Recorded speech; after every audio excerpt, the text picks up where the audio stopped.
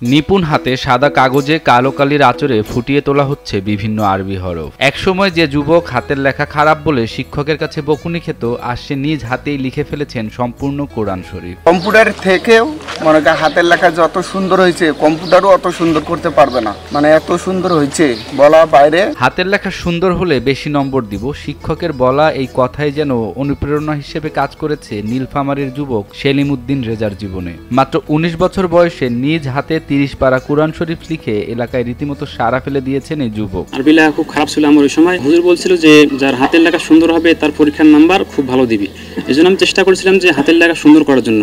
এই জন্য আস্তে আস্তে কোরআন শরীফ থেকে আর হাদিস কোরআন থেকে সবকিছু আস্তে আস্তে লেখা শুরু করছি, লেখা সুন্দর করার জন্য। প্রচলিত আছে নিয়মিত অনুশীলন মানুষকে নিখুঁত করে তোলে। সেলিম যেন তারই সুস্পষ্ট উদাহরণ। মসজিদে মুয়াজ্জিনের চাকরির পাশাপাশি হাতের লেখা ভালো করার তীব্র বাসনা নিয়ে প্রথমে আয়াত, এরপর সূরা, এভাবে নিয়মিত চর্চার মাধ্যমে মাত্র ৩ মাসে সম্পূর্ণ কোরআন শরীফ লিখতে সক্ষম হন সেলিম। কোরআন শরীফ থেকে প্রথমে আয়াত লিখলাম, তারপর সূরা লিখলাম। এইভাবে লিখতে লিখতে আমি পুরা ৩-৪ পারা লিখে ফেলেছি।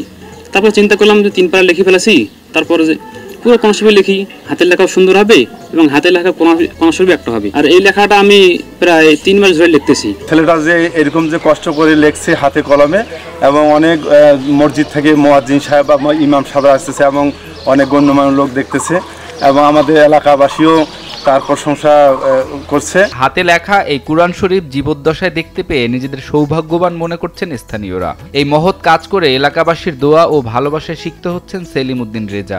আমার জীবনে তো কখনো দেখি নেই, আল্লাহ পাক আমাকে তৌফিক দিয়ে সুবিধা দেখছে, এই জন্য আল্লাহর কাছে কোটি কোটি শুকরিয়া।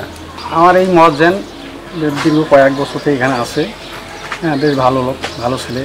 কুরআন শরীফটি হাতে লেখা হলেও মূল কুরআনের অনুলিপি দেখেই এটি লেখা হয়েছে বলে জানান সেলিম, যে কারণে এই লেখায় কোনো ভুল নেই বলেও মন্তব্য করেন তিনি। এই হাতে লেখা পবিত্র কোরআন শরীফকে নিজের জীবনের সেরা অর্জন বলে দাবি করেন সেলিম। আমার ইচ্ছা যে যদি আমি ফ্রি সময় বা মানসা যাওয়া আসা বাদ দিয়ে যদি লিখি, তাহলে ১ মাসের কম সময়ে এই কোরআন শরীফটা আমি হাতে লিখতে পারবো।